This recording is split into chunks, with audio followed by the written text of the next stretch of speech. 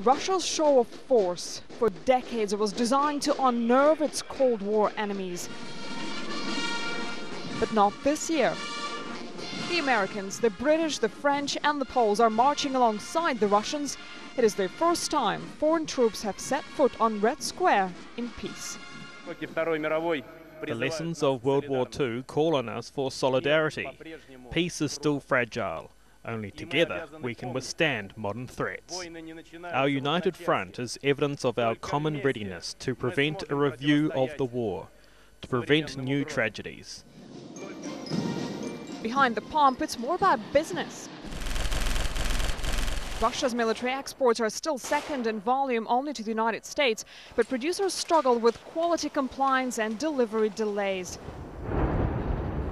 And in 2008, the war with Georgia exposed an army with obsolete equipment. Since then, Russia has looked to shop abroad for its weapons. It now says it wants to buy from a former enemy bloc. Russia is finalizing the purchase of up to 4 Mistral-class warships from France.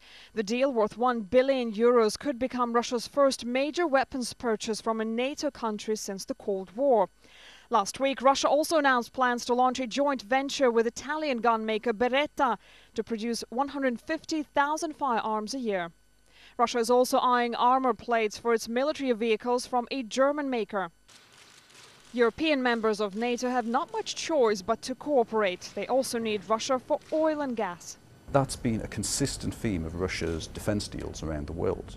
That's when their arms companies go in to seal a deal, their gas and oil companies are always right there at their side at the negotiating table. Lukoil and Gazprom could go into a certain market and develop energy fields, for argument's sake.